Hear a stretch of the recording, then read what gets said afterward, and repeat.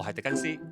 今次咧就想同大家去位於港島舂坎角嘅舂坎山度揾石頭嘅路線咧，就其實好短，同埋都幾簡單嘅。不過咧都會有少許難位嘅，但係小心咧就可以應付到噶啦。交通方面咧，去起步點咧有多條交通路線係可以選擇嘅。我會喺片尾嘅交通資料咧就會詳細講噶啦。而我自己咧就選擇咗喺交易廣場乘搭城巴6號巴士，喺舂坎角海灘舂坎角道迴旋處嘅巴士站落車。呢度咧就係今次行程嘅起點啦，亦都係終點。落咗車之後就沿舂坎角道向舂坎角慈善護養院方向行嘅。其實咧起步點咧就可以由慈善護養院開始嘅，視乎你自己選擇嘅交通路線。行咗大約5分鐘左右啦。留意左邊嘅避車處，喺山邊咧就有一條山路，我哋咧就要接走個山路啦。你可以小心啲攀上一段石坡，又或者喺側旁嘅山路向上行。唔好耐咧就可以睇到今次行程第一塊石頭啦。佢就係魔爪石，個形狀就好似有魔鬼個爪咁樣，幾隻手指向天咁樣嘅。企喺一個石台位咧就已經可以影相打卡噶啦。如果你想近距離去打卡嘅話咧，就可以留意左邊沿山腰有一條小徑咧，就可以過去魔爪石嘅，但係就要小心啲啦，因為咧就需要行過個石坡咧，先可以到達魔爪石嘅底部位置嘅。咁打完卡之後咧，可以翻去個小徑，繼續向上行。路面嘅狀況咧，都係一啲浮沙碎石嘅斜坡嚟嘅。行到冇耐咧，就可以睇到另一個石頭，就叫幽靈石。有啲人咧就叫佢做食鬼石，咁就各適其適，你自己去想象啦。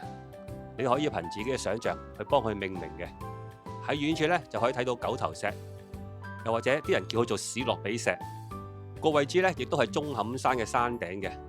咁行過去個路線咧就好簡單嘅啫。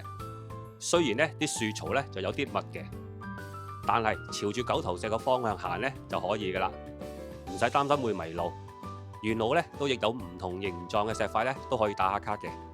舂坎山嘅高度咧就131米嘅。而個標高處咧就唔喺山頂嘅，反而咧就喺遠處落山途中咧一個低一啲嘅位置嘅。沿唯一嘅路線向下行咧，就可以到達嗰支標高處啦。高度咧就110米嘅。山路嘅樹草咧都仍然係好茂密嘅，所以咧就要小心啲落山，但係就唔會太困難嘅。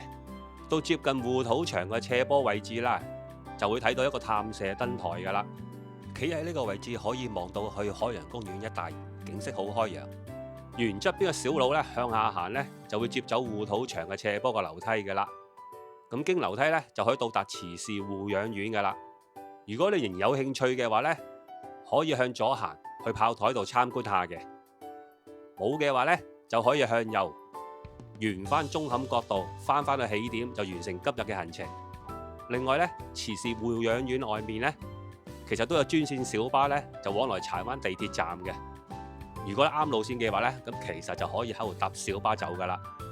今次整個行程咧，就長度就大概係2.5公里嘅，上落差咧就190米嘅。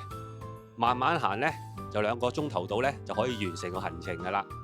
記住全程係冇樹蔭嘅。夏天嚟嘅時候咧，就一定要做足防曬準備噶啦。